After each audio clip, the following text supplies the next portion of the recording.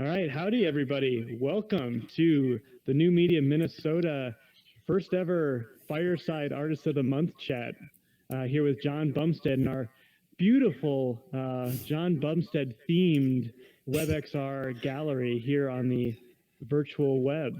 I'm Brian Skalick. I'm one of the co-founders of New Media Minnesota. I am a new media artist myself under the name Second Sight Visuals, but also been working a lot with my co-founder here, Brian Moe. Brian, you want to say hi and introduce yourself? Hey there, I'm Brian.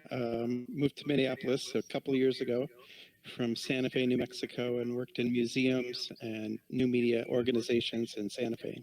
Awesome. Yeah, and Brian and I have been working together on some events and, curating different experiences and really trying to, in general, kind of raise all ships of new media artists in the Twin Cities area and beyond to greater Minnesota. And we're hoping that through events like these and get-togethers and kind of projects and some events back in the real world, kind of when we can, we'll get a really nice community that's been growing over the past year.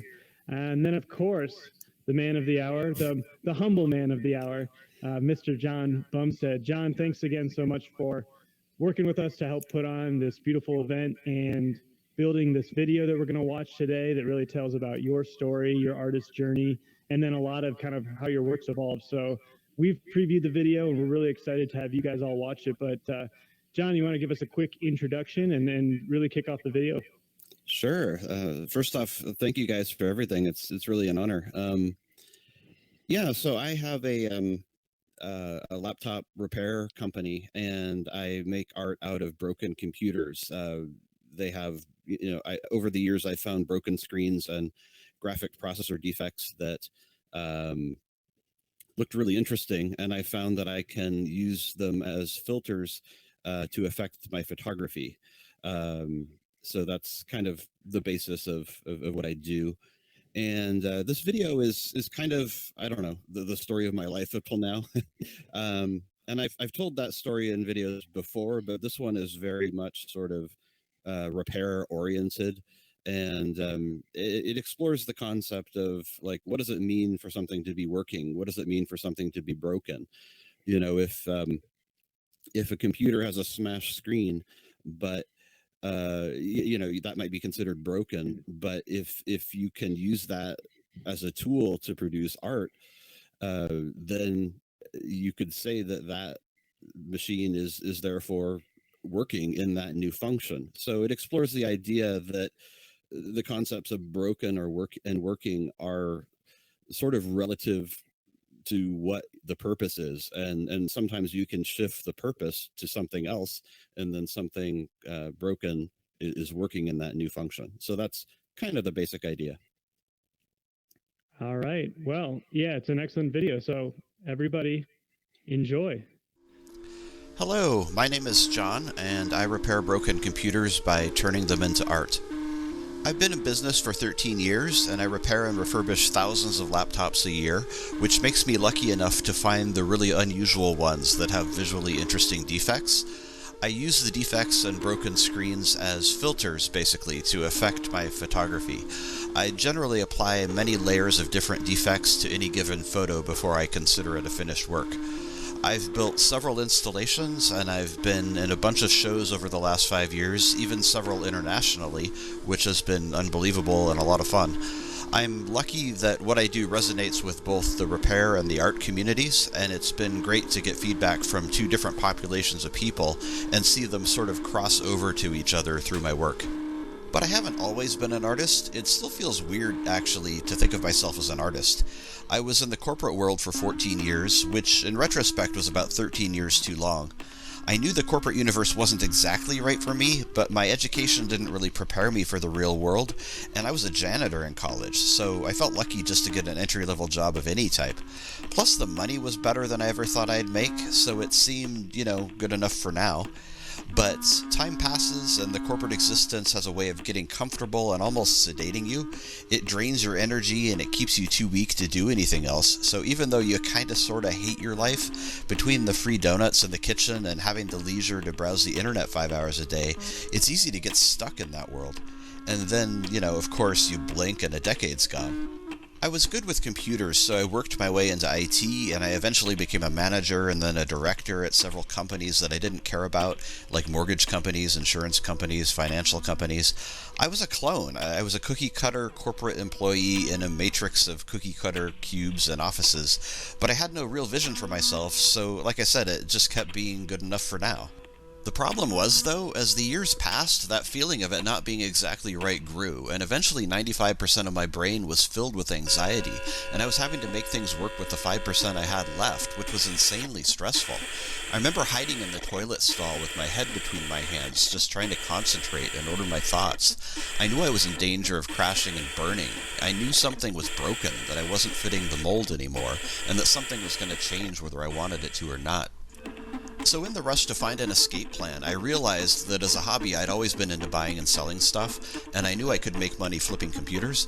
So long story short, after doing a successful proof of concept of that idea, I quit my job and started my company, Roadkill Incorporated. Suddenly, instead of hanging out in my corner office browsing the internet, I was meeting questionable people in parking lots at night buying MacBooks out of a trunk. Everyone thought I was going crazy. I mean, hell, I thought I was going crazy. And in the first few months, I was afraid that the corporate police would come drag me back saying, "What's wrong with you? Did you think you could just leave?" At first, I only dealt with working computers, but at one point I randomly bought a broken iBook G4 from a kid for $50. I fixed it pretty easily, sold it for $300, and that was the light bulb above the head moment, and from that point on I knew repair was where it was at. The profit margin was way higher, and I could buy so much more inventory for my money. I discovered electronics recyclers, which had literal mountains of discarded broken machines I could buy hundreds of at once, and so I ramped up, and that's basically what I still do. Fortunately, the business worked. What a huge relief that was. I managed to escape the corporate universe, but as the years passed, something interesting started to happen. So, computers are all basically the same, they're just clones of one another when they're working right, but as I dealt with thousands of bad ones, I noticed some of them had really bizarre defects. A lot had smashed screens, and some of those looked really interesting, so I took pictures and I put them on my Instagram just for fun.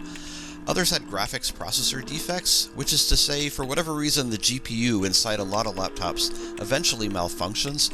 It thinks it's displaying what it should be displaying on the screen, but due to the defect, the actual output is distorted in really crazy ways, so I posted those on Instagram too. And I noticed also that when a photograph was on the screen, the defect altered the image in interesting ways. This might sound like a weird aside, but I've always taken pictures of dead flowers and trees. Something about them is ominous and almost awe-inspiring to me, so needing material to manipulate, it was natural for me to load my photos on the laptops. I played them in slideshows and I took pictures as they appeared behind the defects. I found that I could enhance the dead trees and almost bring them back to life in a weird way. I developed a small following on Instagram, mostly computer people cringing at the fact that screens were broken, but it wasn't art at that point, it was just an amusement to help me cope with the monotony of repairing so many clones. It wasn't art, but in 2015, all of a sudden, it became art. A Vice reporter caught wind of my Instagram when I was talking at a repair conference, and he wrote an article, and suddenly I had hundreds of people all over the world coming at me, asking about my art and calling me an artist. It's a strange experience because usually artists think of themselves as artists first, and then they have to convince the world, but here was the world considering me an artist, and I was the one who wasn't convinced. I mentioned this all not to brag, but because it was actually a very important moment. It made me reframe everything and start to take it seriously, plus it put me in touch with the right people.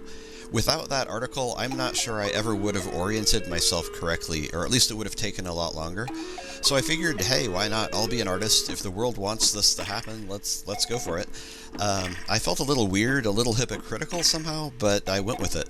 While the world was telling me things, it also let me know that the form of art I was doing was called glitch art, so that made me a glitch artist. I did a Facebook search and I found the Glitch Artist Collective group, and now I'm a part of a big worldwide community and I have tons of friends. So that's how it happened. That's how I became an artist and my world got blown wide open. Over the years, though, I've discovered a lot of different kinds of defects and processes. The most obvious defect is broken screens. Probably 20 to 30% of screens I get from recyclers are broken, and I break a lot myself. As I like to say, sometimes accidents happen on purpose. If a screen is not in resellable condition, there's no reason not to break it, and it doesn't affect its recyclability. A freshly broken screen is best, actually, because when a screen breaks, the liquid crystals scatter, whereas the longer it's broken, the more the crystals pool up like liquid and the detail vanishes. Different kinds of breaks can look like flowers or bird wings. You don't want the break to be so extreme that you can't see an image behind it, because at that point you can't do any layering effects by loading media onto the computer. This is an image of trees against a skyline. Oh wait, those trees are actually a broken screen. This highlights something I like to do with my art, mimicking nature with the artificial and mimicking the artificial with nature. If I can confuse you as to which is which, I figure I've done my job. As I mentioned, the biggest category of hardware glitch art is GPU defects, or graphics processor defects. There are many types, provoked by many different methods. The type of defect and its output depends on the model of computer, the operating system, environmental elements, heat, and other factors. Most GPU glitches only occur very briefly and must be photographed quickly, so unfortunately they are not reliably displayable in an exhibit. This is why my end product is most often photographs and not the machines themselves. What I call geometric glitch happens when a GPU is overworked and only barely defective. I can't tell you technically what's going on, but the way I think of it, the GPU is coming up with shapes that approximate what should be in place of an image. The interesting thing is, it's not just random stuff. It's as if the computer is collaborating, and a lot of the shapes do feel appropriate, as if the computer is condensing down that part of the image to a representative shape. It's a matter of playing with it until I find something that the computer and I both agree on, and then I take pictures. Skewed glitches split the screen as if the computer is trying to fold the image at an angle. It's lots of fun, and there are many interesting ways you can make use of this as a tool, such as, if you ever need to bend some telephone poles. Dot glitch can turn any image into an impressionistic painting. Moving the image back and forth rapidly determines the degree of the effect, and it's almost as if the dots scatter further the harder you push them. They can also blur in a way that looks like they're melting.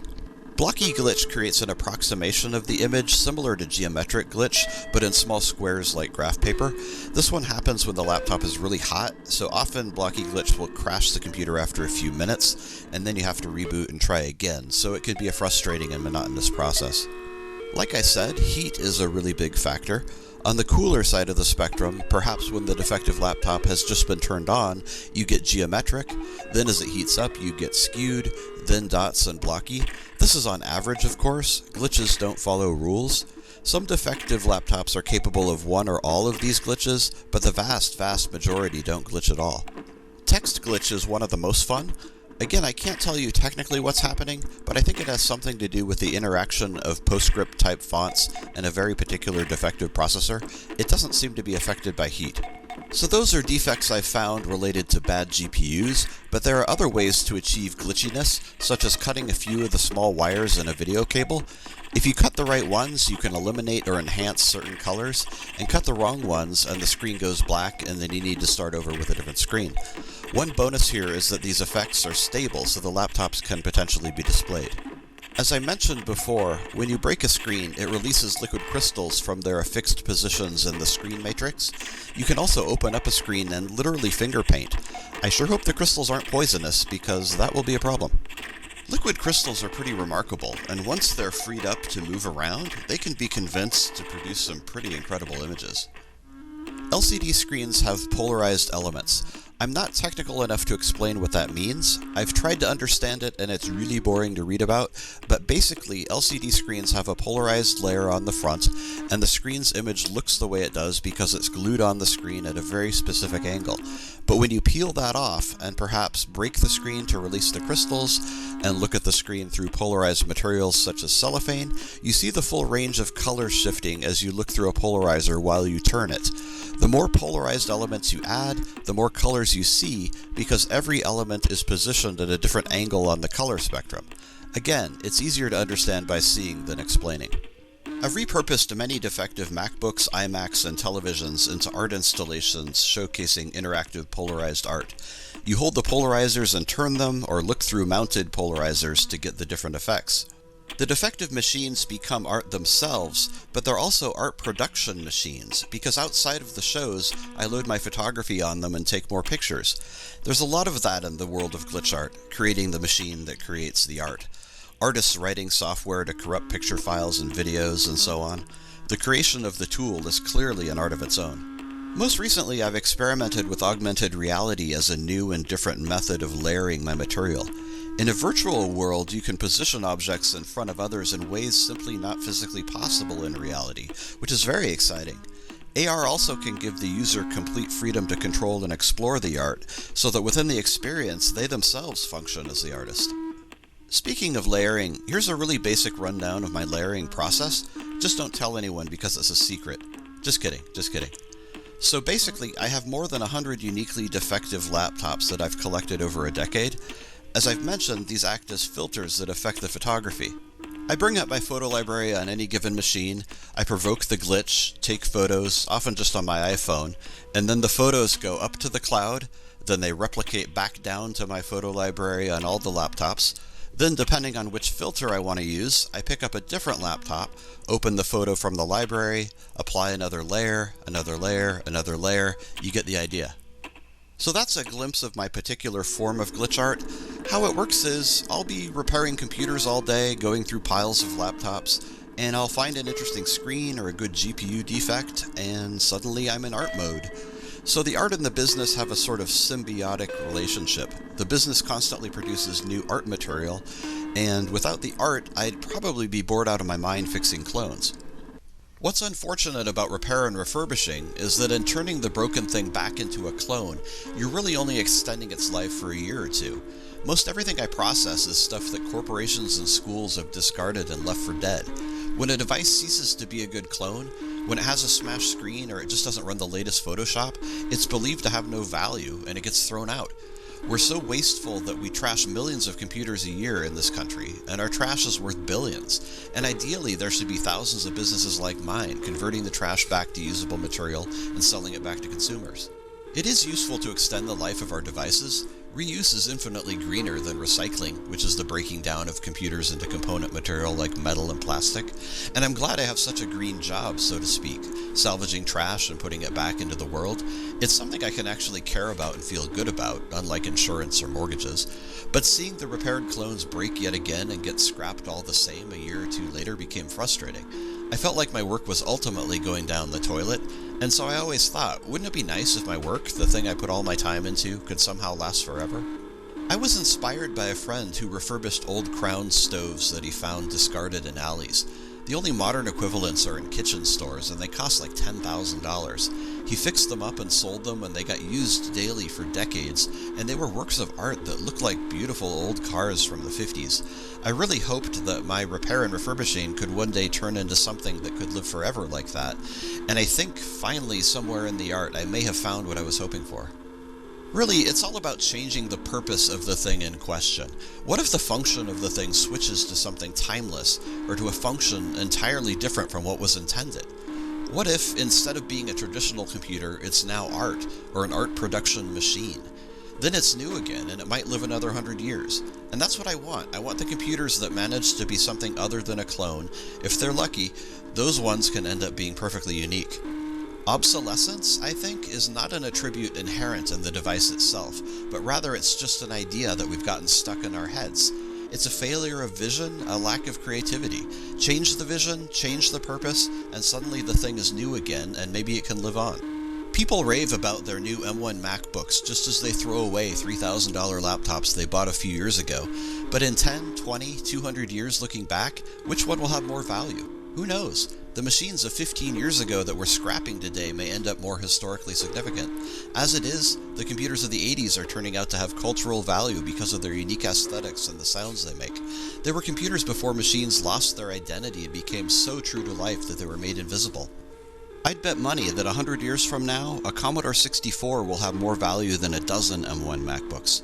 These days, people are buying PlayStation 5s instead of paying their mortgages, but eventually the 40-year-old Atari 2600 will be a far more significant machine. The reason that synthesizers barely go down in value compared to their contemporaries in the computer world is that a great sound is a great sound, whether it's new or old, and it's still perfectly usable and retains a kind of value that at least certain people appreciate. Why isn't it easier to see the real value, the real meaning, the real beauty, the real purpose? It's because it's elusive. It's not so obvious. It's hidden across time, and it's hidden between layers.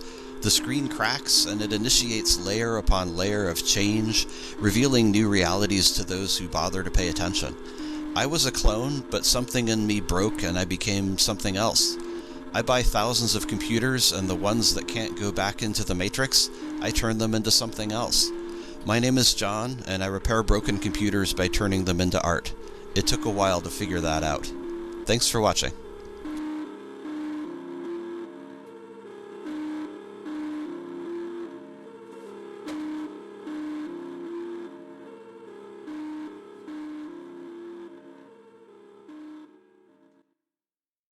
All right. Hello, everybody. Welcome back. We really hope you enjoyed John's really nice and incredible in-depth video on his work. So again, John, thank you for putting that together for this occasion. And I think it's just a really nice way for someone to get a really deep dive on everything that you do in a short amount of time. And so very impressive that your video was able to accomplish that really well. So we're just going to have a brief kind of discussion with John between the two Brians.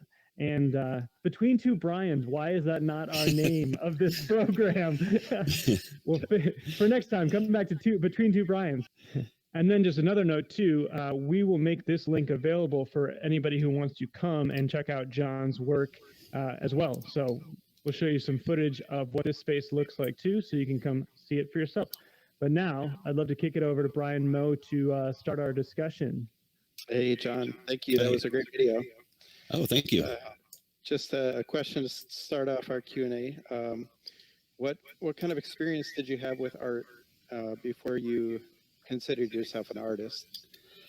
I've always been interested in art and had lots of art around me. I would say mostly before I got into visual art, it was mostly about music. I thought of myself as a musician and made a lot of music, but unfortunately, I have really, really bad ears and some like medical issues with my ears that I can't. My hearing is constantly changing with the pressure in my head, so like I wasn't able to like mix music, and it was just an endlessly frustrating experience. So, you know, after years of being frustrated, I just kind of had to move past that, you know. So luckily the visual art kind of came in and stepped into its place, so I had something to replace it with. Great. You were in Chicago before Minneapolis, is that right? That's right. Yeah, for 20 years. You mentioned a lot of different types of glitches that you found on machines. Do you have a favorite type, or I mean, I guess like you said, discovering the unexpected is a big part of it, but if you had to choose one of your favorite children, which one would it be? It might be the dot glitch. It's the one where when you rapidly move an image back and forth, it kind of shakes it up and it turns it into sort of like an impressionistic painting. And it can really just, it's just stunning what it can do at times. But unfortunately, it's one of the ones that is affected by heat. So if you're lucky enough to get a computer that does that, you have a very limited amount of time. I mean, and that's the nature of glitch. You know, you can't control it. You can't harness it the way that you would like to. But these glitches, unfortunately, like the computer gets into that mode and then it's like, ooh, quick, let's pull up what we want, because, you know, we might start losing it within minutes, you know. So it's one that I don't have unlimited time to work within, because, you know, the computer might crash, or the computer might start, you know, working again, and then and then the opportunity's gone. Yeah, that's wild. I think that the fragility and balance that you have to play with to be like, it's a fleeting moment with a lot of these machines, and I think you touched on that quite well in your videos. That like, I think even in glitch in general, and I'd love to kind of talk about that larger community, is that there's a lot of times that you will not be able to repeat this ever. And there's something really cool about that and terrifying at the same time. Oh, absolutely. Like, you know, the machines I use, like my end product tends to be photography, because, you know, if I'm lucky to capture it, it's in a photo. It's not going to be in a laptop that I can display, because that machine is not going to behave 98% of the time.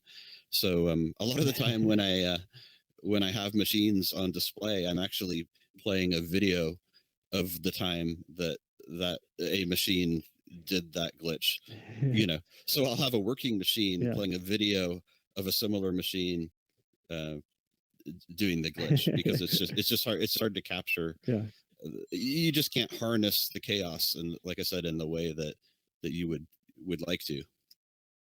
I have another question for you. Who in the glitch art world inspires you? Who sticks out in your mind that you'd like to recommend? Oh gosh, there's so many people. I tend to be inspired by all of the people who create the software that glitches, photos and video.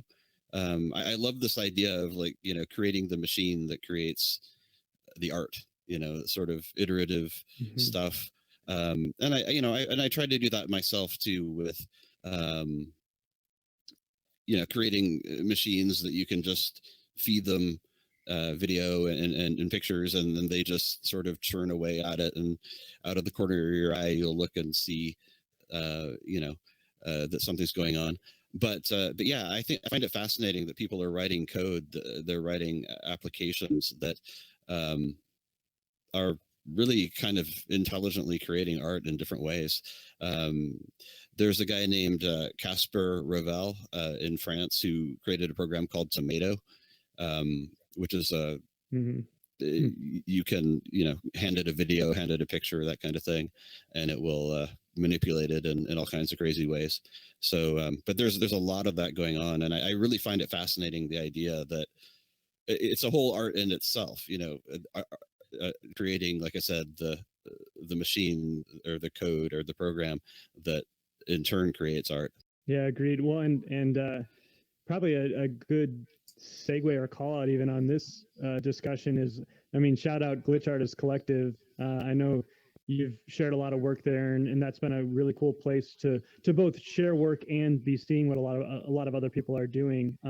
So for anybody interested, that's kind of your gateway drug into glitch art, is to check out Glitch Artist Collective on social media, and then they've got a big Facebook group community that, that's basically the place to go to see a lot of other really cool glitch stuff, and yeah, to get inspired to try your own process or to make something completely up yourself. So that's it's a really exciting frontier, I think. And John clearly being, one of the people who's pushing that along. So John, yeah, something I wanted to touch on a bit from the video too, a little bit deeper, is this juxtaposition between, quote unquote, dead plants or broken plants, broken trees as people would see them, and then kind of mixing them with broken machines to create something that's beautiful again. And you'd actually inspired me too, because I'd seen some of your pictures of, again, quote unquote, these dead trees. But when you really give them a second look, they can be so much cooler than, you've got these 99 other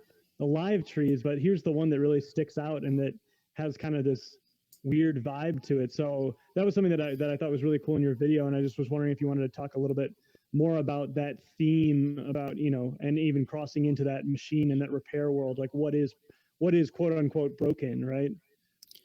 Yeah, I mean, I've always been fascinated by the trees because they have this sort of ominous look. It's almost like at the end of their life, they're the most inspiring, because you see their skeletons sort of hanging out there.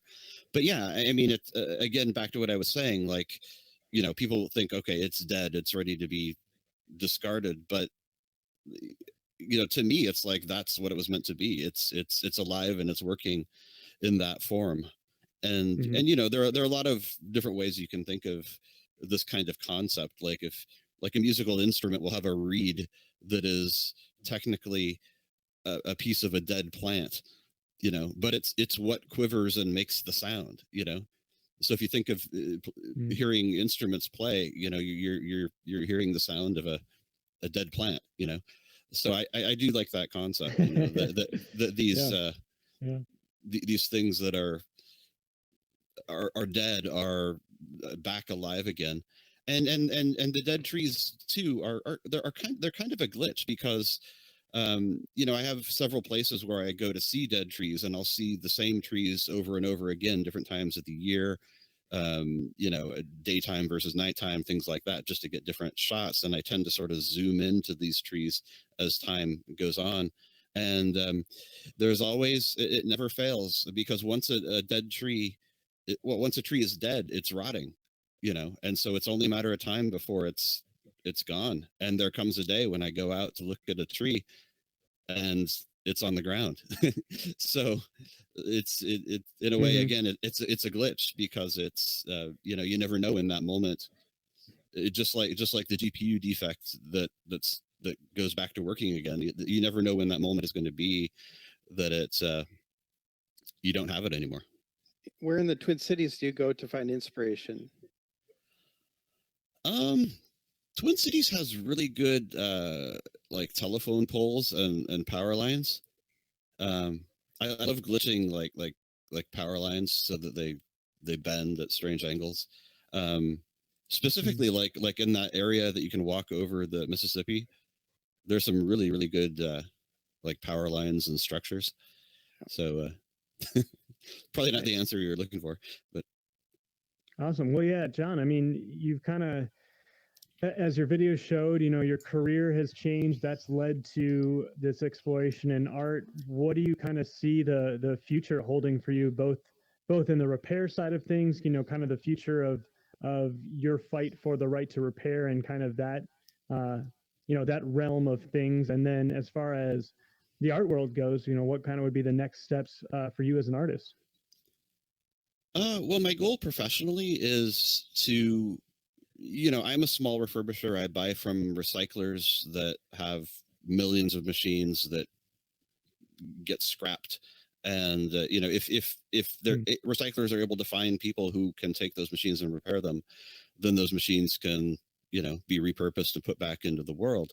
So I think my ultimate goal professionally is to teach people how to be independent, have small businesses, deal with recyclers, get the machines, refurbish them, and put them back into the world like that. If I would love to see 10,000 people, become independent businesses and refurbish the millions and millions of machines that exist that aren't being fixed.